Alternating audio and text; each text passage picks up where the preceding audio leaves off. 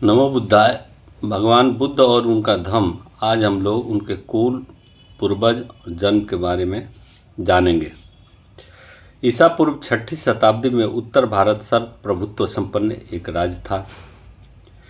देश अनेक छोटे छोटे राज्यों में बटा हुआ था। इनमें से किसी किसी राज्य पर एक राजा का अधिकार था, किसी किसी पर एक राजा का अधिकार न था। जो राज्य किसी एक राजा के अधीन थे उनकी संख्या 16 थी। उनके नाम थे अंग, मगध, काशी, कौशल, बज्जी, मल, चेदी, वत्स, कुरु, पंचाल, सौरसेन, अस्मक, अवंती, गंधार तथा कंबोज। जिन राज्यों में किसी एक राजा का आधिपत्य न था वे थे कपिलवस्तु के शाक्य, पावा तथा कुशीनारा के मल्ल, वैशाली के लिच्छवी, मिथिला के विदेह, रामगामा के कोलीय, अलकप के पुल, के सूत के कलाम, कलिंग, पीपलव के मौर्य तथा भग, जिनकी राजधानी सिंसु मारगिरी थी। जिन राज्यों पर किसी एक राजा का अधिकार था वे जनपद कहलाते थे और जिन राज्यों पर किसी एक राजा का अधिकार न था वे संघ या गण कहलाते थे।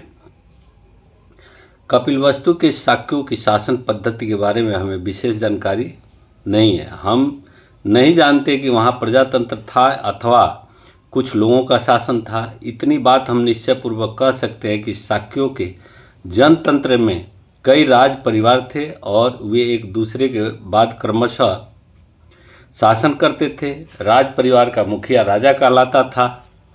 सिद्धार्थ गौतम के जन्म के समय सुशोधन की राजा बनने की बारी थी। शाक्य राज्य भारत के उत्तर पूर्व कोने में था। यह एक स्वतंत्र राज्य था, लेकिन आगे चलकर कौशल नरेश ने इसे अपने शासन क्षेत्र में शामिल कर लिया था।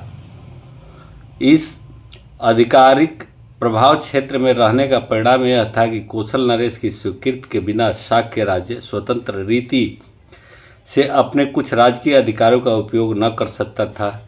उस समय के राज्यों में कौशल एक शक्तिशाली राज्य था। मगध राज्य भी ऐसा ही था। कौशल नरेश प्रसेनजीत और मगध नरेश बिंबिसार सिद्धार्थ गौतम के समकालीन थे। उनके पूर्वज के बारे में शाक्यों की राजधानी का नाम कपिलवस्तु था, जो हो सकता है कि इस नगर का नाम महान बुद्धिवादी मुनि कपिल के नाम पर पड़ा हो। कपिलवस्तु में जयसेन नाम का एक शाक्य रहता था। सिंहून उसका पुत्र था। सिंहून का विवाह हुआ था कच्चाना से। उसके पांच पुत्र थे, सुशोधन, धौतोदन, श्लोकोदन, शाक्योदन, अमितोदन। 5 पुत्रों के अतिरिक्त सिंहून की 2 लड़कियां थी, अमिता तथा प्रतिमा। परिवार का गोत्र आदित्य था। सुशोधन का विवाह माया से हुआ था।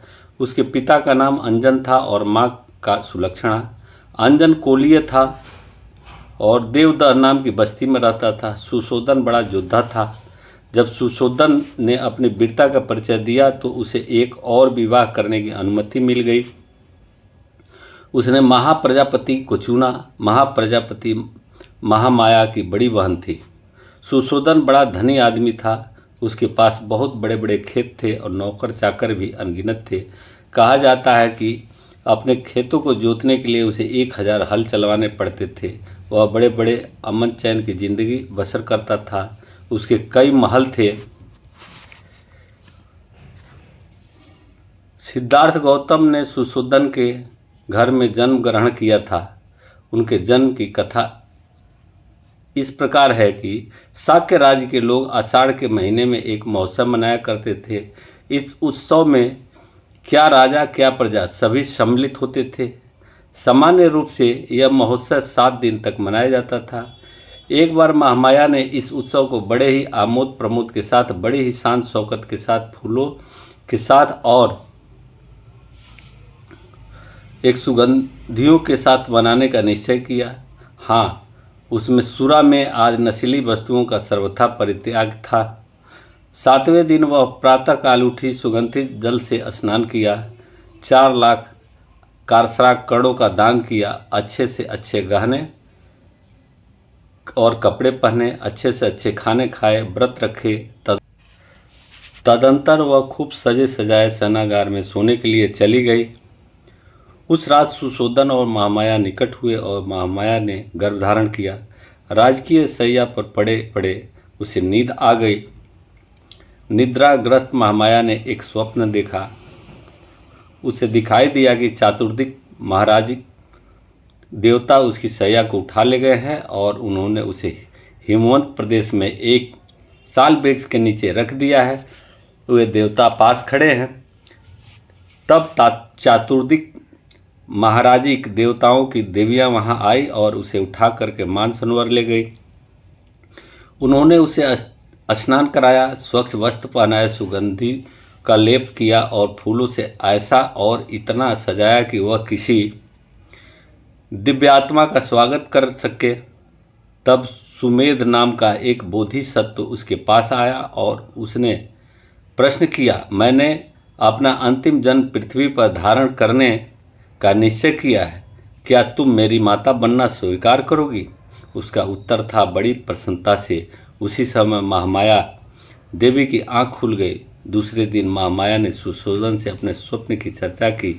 इस स्वप्न की व्याख्या करने में असमर्थ राजा ने स्वप्न विद्या में प्रसिद्ध 8 ब्राह्मणों को बुला भेजा। उसके नाम थे राम, ध्वज, लक्ष्मण, मंत्री, यण, भोज, सुयाम और सुदत्त। राजा ने उनके योग्य स्वागत की तैयारी की। उसने जमीन पर पुष्प वर्षा कराई और उसके लिए सम्मानित आसन बिछवाए। उसने ब्राह्मणों के पात्र चांदी सोने से भर दिए और उन्हें घी, मधु, शक्कर, बढ़िया चावल तथा दूध के पके पकवानों से संतर्पित किया। जब ब्राह्मण खा पीकर प्रसन्न हो गए, सुशोधन ने उन्हें महामाया का स्वप्न कह सुनाया और पूछा, मुझे इसका अर्थ बताओ। ब्राह्मणों का उत्तर था, महाराज निश्चित रहें, आपके यहाँ एक पुत्र होगा। यदि वह घर में रहेगा तो वह चक्रवर्ती राजा होगा, यदि गृह त्याग कर सन्यासी होगा तो वह बुद्ध बनेगा, संसार के अंधकार का नाश करने वाला। पात्र में तेल धारण किए रहने की तरह महामाया बोधिसत्व को 10 महीने तक अपने गर्भ में धारण किए रही। समय समीप आया, जान उसने अपने मायके जाने की इच्छा प्रकट की। अपने पति को संबोधित करके उसने कहा, मैं अपने मायके देवदह जाना चाहती हूँ। सुशोधन का उत्तर था, तुम जानती हो कि तुम्हारी इच्छा की पूर्ति होगी। कहारों के कंधों पर ढोई जाने वाली सुनहरी पालकी में बिठवाकर अनेक सेवक सेविकाओं के साथ सुशोधन महामाया को उनके मायके भिजवा दिया। देवता के मार्ग में महामाया को साल वृक्ष के एक उद्यान वन में से गुजरना था, जिसके कुछ वृक्ष पुष्पित थे, कुछ अपुष्पित। यह लुम्बनी वन कहलाता था। जिस समय पालकी लुम्बनी वन से गुजर रही थी, सारा लुम्बनी वन दिव्य चित्र लता की तरह अथवा किसी प्रतापी राजा के सुसज्जित बाजार जैसा प्रतीत होता था।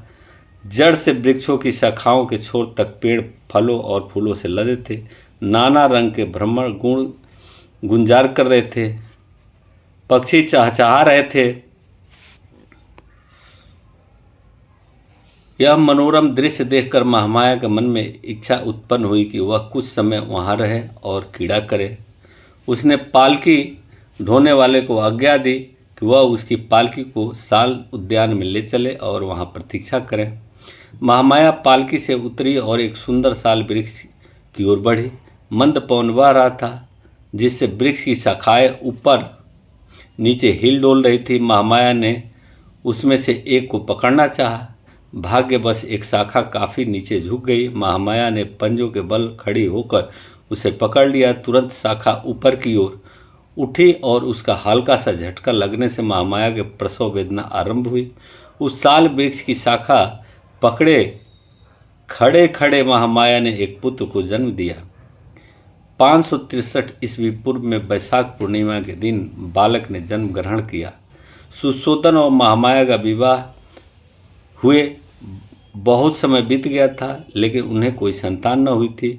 आखिर जब पुत्र हुआ तो केवल सुशोधन और उसके परिवार द्वारा बल्कि सभी शाक्यों द्वारा पुत्र जन्मोत्सव बड़ी शान और शौकत से मनाई गई। बड़े ही ठाट बाट के साथ अत्यंत प्रसन्नतापूर्वक मनाया गया। बालक के जन्म के समय अपनी बारी से सुशोधन पर कपिलवस्तु का शासन करने की जिम्मेदारी थी। वह राजा कहलाया और इसलिए स्वाभाविक तौर पर बालक भी राजकुमार कहलाया।